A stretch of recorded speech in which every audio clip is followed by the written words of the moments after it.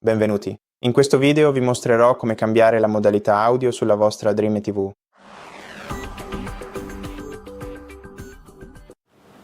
Per prima cosa, premete il tasto ingranaggio sul telecomando per aprire il menu Impostazioni rapide. Quindi navigate fino alla voce audio e selezionatela, e qui potrete passare tra le diverse modalità audio. Per cambiare modalità audio usate le frecce sinistra e destra sul tastierino. Abbiamo le modalità audio Stadio, Notiziario, Musica, film o Gioco. Quindi selezionate quella che preferite e le modifiche verranno applicate appena uscirete dal menu.